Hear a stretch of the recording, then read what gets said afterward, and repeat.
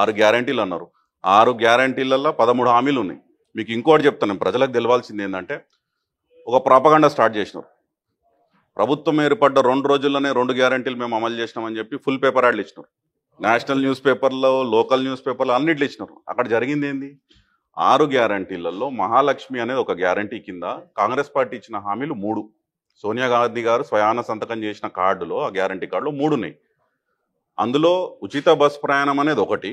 అది కాకుండా ప్రతి మహిళకి 2,500 రూపాయలు నెలకి ఇస్తామనే హామీ ఉన్నది.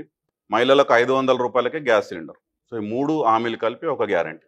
వాళ్ళు అందులో చేసింది ఒక హామీ, ఉచిత బస్ ప్రయాణం. అయిపోయింది, గ్యారంటీ అయిపోయింది, ఆ గ్యారంటీ అయిపోయింది. రెండవది ఇంకోటి ఏం చెప్పిన వాళ్ళు, మేము ఏదైతే బీమా ఉందో దాన్ని 10 లక్షల రూపాయలకు పెంచుతున్నాము, ఆరోగ్య బీమా అని చెప్పి. అది ఇంకో గ్యారంటీ అయిపోయింది. అది కూడా తప్పు. ఎందుకంటే చేయూత అనే ఇంకో గ్యారంటీ కింద 2 హామీలు ఉన్నాయి. అందులో 4,000 రూపాయల పెన్షను, దాంతోపాటు 10 లక్షలకు బీమా పెంపు. 4,000 రూపాయల పెన్షన్ వాళ్ళు పెంచలేదు. అది ఆ గ్యారంటీ అమలైనట్టు ఎట్లయితుంది? అదే ప్రజలను ఎగమార్చడం. నీకు ప్రజలకు ఏం కావాలి, వాళ్ళకి ఏం చేయాలి అనే దానికన్నా ఎక్కువ ఒక వ్యక్తిగతమైనటువంటి కక్ష నీ లోపల ఉన్నది అనేది క్లియర్గా కనబడ్డది. అది దాని తర్వాత ఎందుకు చెప్తున్నానంటే, ఆ రోజు వారు ప్రమాణ స్వీకారం చేసిన రోజే ప్రగతి భవన్ బయట ఉన్నటువంటి ఇనుప కంచెలను మేము కూలగొడుతున్నాం, అవును చాలా ఇష్యూ దీంతో పాటు ప్రజల ప్రభుత్వం వచ్చిందని చెప్పి మాట్లాడారు. కానీ అక్కడ వాస్తవానికి జరిగింది ఏంటంటే, ఆ ఇనుప కంచెలు వేసిందే కాంగ్రెస్ ప్రభుత్వం. ప్రకాశం జిల్లా ఇందిరమ్మ బాటలో ముఖ్యమంత్రి ప్రకటించడంతో క్యాంపు కార్యాలయానికి, సచివాలయానికి ఆశావహుల తాకిడి ఎక్కువైంది. మంత్రివర్గంలో మార్పులు చేర్పులు ఉంటాయా లేక పునర్వ్యవస్థీకరణ ఉంటుందా అన్న దానిపై స్పష్టత లేదు. ముఖ్యమంత్రి వ్యతిరేక వర్గ అమాత్యులపై వేటు పడే అవకాశం ఉందని అనుకూల వర్గాల వాదన. కళంకిత మంత్రులను తొలగించే అంశంపై చర్చ జరుగుతున్నట్లు తెలుస్తోంది. వాణిజ్య పన్నులు, విద్యుత్ వంటి కీలక శాఖలు ఎవరికి దక్కుతాయన్నది చర్చనీయాంశంగా మారింది. 2012లో కిరణ్ కుమార్ రెడ్డి గారు ముఖ్యమంత్రిగా ఉన్నప్పుడు ఆ విజువల్స్ ఉన్నాయి. కాంగ్రెస్ ప్రభుత్వం పెట్టిన కంచెలే అవి. ముఖ్యమంత్రి కేసీఆర్ గారు ఉన్నప్పుడు వాదు పెట్టింది కాదు అది. సో కాంగ్రెస్ పార్టీ పెట్టినటువంటి ఇనుప కంచెల్ని వారే ఎరగొట్టుకొని మళ్ళీ వాళ్ళు ఏదో సాధించినట్టు, ఏదో గొప్ప పని చేసినట్టు ప్రచారం చేసుకున్నారు. ప్రగతి భవన్ అనేది ఆ రోజు ముఖ్యమంత్రి ఉన్నటువంటి కేసీఆర్ గారు ఏం చెప్పినారు? ఇది తెలంగాణ రాష్ట్రం ముఖ్యమంత్రి నివాసం. అంటే ఎవరు ముఖ్యమంత్రి ఉన్నా తరతరాలుగా ఉండేటువంటి అదొక రెసిడెన్స్, అఫీషియల్ రెసిడెన్స్, తెలంగాణ ప్రజల ఆస్తి అని చెప్పారు. దాన్ని వీళ్ళు ఎట్లా దుష్ప్రచారం చేసి రానాడు ఇది కేసీఆర్ గారు ఆస్తా, 150 బెడ్రూమ్లు ఉంటాయా, బుల్లెట్ ప్రూఫ్ బాత్రూమ్లు ఉంటాయా, బంగారంతో చేసినటువంటి టాయిలెట్లు ఉన్నాయా అని చెప్పి వాళ్ళు దుష్ప్రచారం చేసి అదొక చర్చ ఆనాడు ప్రగతి భవన్ కట్టిన రోజు. 10 ఎకరాల కేసీఆర్ కు 150 గదుల గడిని నిర్మించి ఇచ్చిండు. చివరికైన బాత్రూమ్ పోతే బాత్రూమ్ కూడా బుల్లెట్ ప్రూఫ్ అద్దాలు పెట్టుకున్నాడయా. ఎక్కడైనా మనం చూసినాం బుల్లెట్ ప్రూఫ్ కారు చూసినాం, బుల్లెట్ ప్రూఫ్ జాకెట్ చూసినాం, లేకపోతే బుల్లెట్ ప్రూఫ్ మొత్తం మనం తిరిగే ప్రాంతంలో చూసినాం. కానీ బాత్రూమ్ కూడా బుల్లెట్ ప్రూఫ్ అద్దాలు పెట్టుకున్నాడంటే కేసీఆర్ కు భయం పట్టుకున్నది. బయటోళ్ల నుంచి కాదు, ఇంటోళ్ల నుంచే ప్రమాదం ఉంది. బాత్రూంలో ఉన్నప్పుడు కొడుకో అల్లుడో వచ్చి పీక విసికి చంపుతారేమో అని చెప్పి ఇవాళ బాత్రూమ్ కు కూడా బుల్లెట్ ప్రూఫ్ అద్దాలు పెట్టుకున్నాడు. నిన్న డిప్యూటీ సీఎం మల్లుబట్టి విక్రమార్క గారికి కేటాయించారు అదే నివాసం. నిన్న వారు గృహప్రవేశం చేసుకున్నాం. మేము అడగదలుచుకుంటున్నాం, కాంగ్రెస్ పార్టీ నాయకులకు కనబడ్డాయా 150 బెడ్రూమ్లు కనబడ్డాయా, ఆ ఇంట్లో బంగారు టాయిలెట్లు కనబడ్డాయా, బుల్లెట్ ప్రూఫ్ బాత్రూమ్లు కనబడ్డాయా? చెప్పాలి మరి ప్రజలకి. ఏదో మాట్లాడి ప్రతిపక్షంలో ఉన్నప్పుడు అడ్డాగోలు విమర్శలు ఇట్లాంటివి, బట్టగాల్సి మొక్క మీద వేసుడు, అంటే ఒక మనిషిని, ముఖ్యమంత్రి స్థాయిలో ఉన్నటువంటి వ్యక్తిని కించపరుస్తూ బీలిటిల్ చేసుకుంటూ వారి మీద మాట్లాడడం, ఇవన్నీ ఈరోజు మీరు ముఖ్యమంత్రి అయ్యారు కదా, డెఫినెట్గా మాకు ఆ స్కోప్ ఉంది. మేము మిమ్మల్ని అనట్లేదు, మీరు మాట్లాడిన మాటలే మీకు గుర్తు చేస్తున్నాం. ఇప్పుడు ముఖ్యమంత్రి రేవంత్ రెడ్డి గారు కూడా ఎన్నికలకు ముందు డేట్తో పాటు ఇచ్చినటువంటి హామీలు ఉన్నాయి. మేము ప్లే చేస్తాం అవి కూడా. డిసెంబర్ 9 నాడు అధికారం రాగానే ఇందిరమ్మ రాజ్యం వస్తుంది. ఇందిరమ్మ రాజ్యం రాగానే మీరు ఈరోజు 2,000 రూపాయలు పెన్షన్ తీసుకుంటున్నారు, మీరు నెక్స్ట్ మంత్ ఆగుతాయి అంటే గత నెలలో నవంబర్లో చెప్పింది అంటే డిసెంబర్ 9 మీకు 4,000 రూపాయలు ఇస్తాం పెన్షన్లు అని చెప్పి ఇదే రేవంత్ రెడ్డి గారు హామీ ఇచ్చారు. పెన్షన్ ఎంత వస్తుంది? 2,000 వస్తుంది కదా, వచ్చే నెల నీకు 4,000 నీ ఖాతాలో పడతాయి. వచ్చే నెల డిసెంబర్ 9 నాడు పెద్దమ్మ 2,000 కాదు, ఇందిరమ్మ రాజ్యం వచ్చి నీకు 4,000 రూపాయల పెన్షన్. డిసెంబర్ 9 రోజే మళ్ళీ ఇందిరమ్మ రాజ్యంలో 2 లక్షల రుణమాఫీ జరుగుతుంది అని చెప్పి ఆయన ఆన్ రికార్డ్ డేట్తో పాటు చెప్పడం జరిగింది. ఇవాళ రుణమాఫీ చేసిన వాళ్ళందరికీ నేను విజ్ఞప్తి చేస్తున్నా, ఎంబడే బ్యాంకు పోయి 2 లక్షలు తెచ్చుకోండి. డిసెంబర్ 9 నాడు నేను రాగానే మాఫీ చేస్తా. నేనేం చెప్తున్నా అంటే రుణమాఫీ అయిన వాళ్ళందరూ ఎంబడే పోయి మళ్ళీ 2 లక్షల రుణం తెచ్చుకోరి. డిసెంబర్ 9 నాడు నేను అవి మాఫీ చేస్తా. కాబట్టి రైతులందరికీ నేను విజ్ఞప్తి చేస్తున్నా, ఎంబడే పోయి బ్యాంకుకు పోయి లోన్లు తెచ్చుకోరి, వచ్చిన ఎంబడే నేను రుణమాఫీ చేస్తా. డిసెంబర్ 10వ తారీఖు నుంచి 15,000 రైతు బంధు వస్తుంది.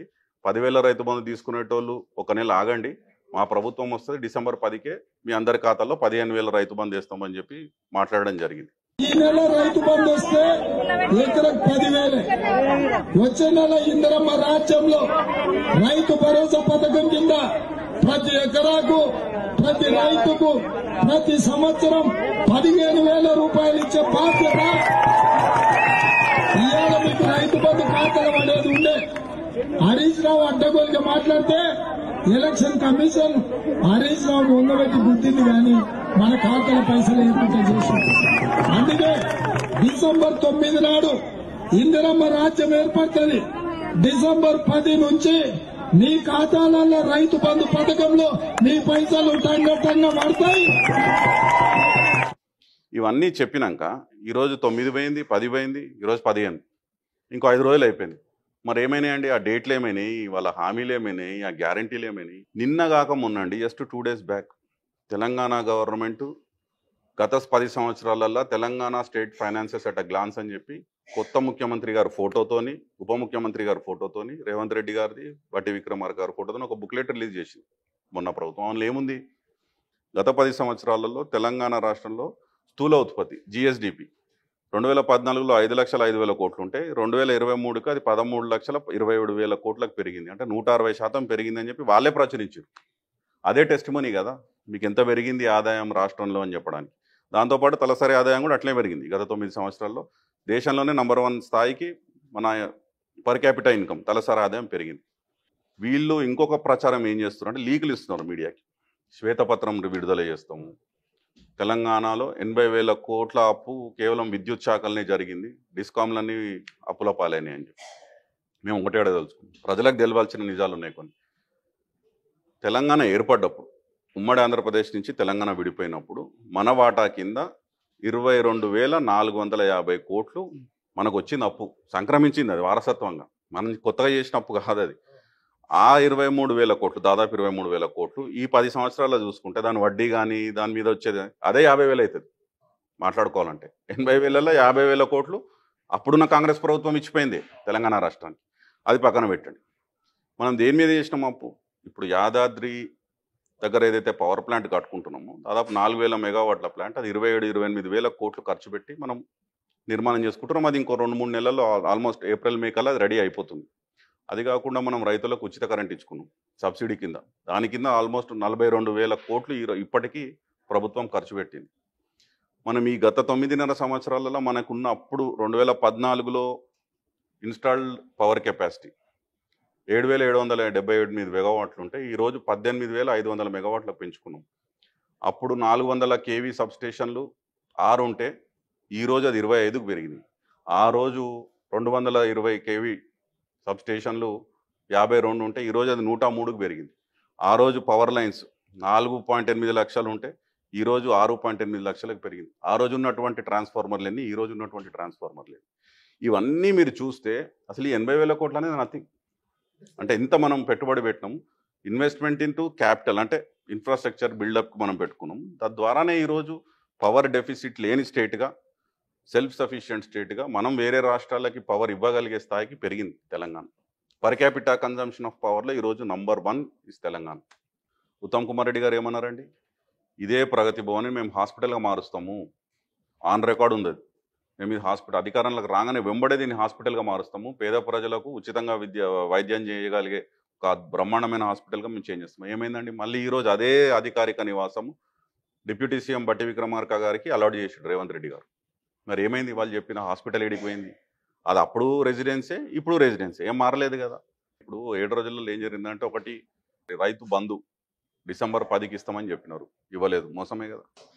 రాహుల్ గాంధీ గారు స్వయంగా అధికారంలోకి రాగానే 24 గంటల్లోనే మేము 2 లక్షల రుణమాఫీ చేస్తామన్నాడు. 24 గంటల్లో మరి ఏ ఏ లెక్కలు చేసుకొని వాళ్ళు ఏ ఊహాగానాలతోని ఆ 24 గంటల్లో అనే మాట మాట్లాడారు. రేవంత్ రెడ్డి గారు డిసెంబర్ 9 4000 పెన్షన్లు ఇస్తామని చెప్పినారు అధికారంలోకి రాగానే ఇందిరమ్మ రాజ్యాన్ని. మోసమే కదా. డిసెంబర్ 9 నాడే 2 లక్షల రుణమాఫీ అన్నారు, చేయలేదు, మోసమే కదా. డిసెంబర్ 10 నుంచి 15,000 రైతు భరోసా అన్నారు, మోసమే కదా. రైతు కూలీలకు కౌలు రైతులకు 15,000 12,000 ఇస్తామన్నారు, ఇవ్వలేదు, మోసమే కదా. మొదటి క్యాబినెట్లోనే అధికారంలోకి వచ్చిన మొదటి క్యాబినెట్లోనూ మెగా డిఎస్సి ఒకటి రిలీజ్ చేస్తాము, 6 నెలల్లోనే మొత్తం టీచర్ ఉద్యోగాలు భర్తీ చేస్తున్నాం. మొదటి క్యాబినెట్ అయిపోయింది, డిఎస్సి లేదు, ఏది లేదు, మోసమే కదా. ఇవన్నీ మోసాలు కదా, ఏడుకేడు మోసాలు. అందుకే అంటారు 7 రోజులు 7 మోసాలు చేశారు ప్రజలు. Corning company it's one of the అంటే ప్రపంచంలోనే ఒక పేరు ప్రఖ్యాతలు ఉన్నటువంటి కంపెనీ అది. వారు సెప్టెంబర్లో అప్పుడు మంత్రి కేటీఆర్ గారు వారితోని కలిసి డిస్కషన్ అయినప్పుడు వారు ఏం చెప్పినారంటే ఇండియాస్ ఫస్ట్ ప్లాంట్ భారతదేశంలో మేము తెలంగాణలో పెడతాము, దాదాపు 1000 కోట్లు ఇన్వెస్ట్ చేస్తూ ఒక 800 మందికి ఉద్యోగాలు కల్పించే ఒక ఫెసిలిటీ మేము తెలంగాణలో ఏర్పాటు చేస్తామని ఇన్ ప్రిన్సిపల్ వాళ్ళు అగ్రీ చేసుకున్నారు కేటీఆర్ గారితో. నిన్నగాక మొన్న వారు ఏమని ప్రెస్ మీడియాకి రిలీజ్ చేశారంటే మేము ఈ ఫస్ట్ ప్లాంట్ తెలంగాణలో కాదు, మేము చెన్నైకి తరలిస్తున్నాం, చెన్నైకి మూవ్ అవుతున్నాం అని చెప్పి అనౌన్స్ చేయడం. గవర్నమెంట్ లో ఇన్వెస్ట్మెంట్ చేసే వాళ్ళకు, ఇండస్ట్రీ చేసే వాళ్ళకు ఎన్నో ఇన్సెంటివ్స్ ఇచ్చి ఫ్రీ ఆఫ్ కాస్ట్ లో ల్యాండ్స్ అలాట్ చేస్తుంది. తద్వారా వచ్చే ప్రాఫిట్ ఆ కంపెనీలకే ఉంటుంది, సమాజానికి వచ్చేది ఏం లేదు. అంటే దీంతో ఏమైంది అంటే ఇన్వెస్టర్ కాన్ఫిడెన్స్ దెబ్బతిన్నదా ప్రభుత్వం మారినందుకు. ఇన్వెస్టర్స్లో ఒక ఏదైతే భరోసా ఉండేనో, ఏదైతే ప్రోగ్రెసివ్ అంటే ఇప్పుడు మనకి సడన్గా ఏర్పడ్డ వాతావరణం కాదు ఇది. ఇంత ఇన్వెస్టర్ ఫ్రెండ్లీ స్టేట్ ఎందుకైంది ఈరోజు తెలంగాణ అంటే దానికి చాలా ఇంటర్వెన్షన్స్. కేసీఆర్ గారు తన పొలిటికల్ ఆపోనెంట్స్కి, రాజకీయంగా ఎవరైతే ఆపోజిట్ సైడ్ ఉంటారో వీరు ముఖ్యమంత్రిగా ఏదైతే పరిపాలన గత 9.5 సంవత్సరాలు చేసిరో దానికన్నా ఉధృతంగా అంటే ఇంకా ప్రతిపక్షాల్లో అంటే అపోజిషన్లో ఉన్నటువంటి పార్టీస్, సరే వాళ్ళు పాలకులై ఉండొచ్చు, ప్రతిపక్షం ఉండొచ్చు, పొలిటికల్గా ఆపోనెంట్స్ ఉన్న వాళ్ళకి కేసీఆర్ గారు సింహస్వప్నంలాగా కనబడతారు. ఇదైతే మేము చెప్పగలుగుతాం అపోజిషన్ లీడర్గా.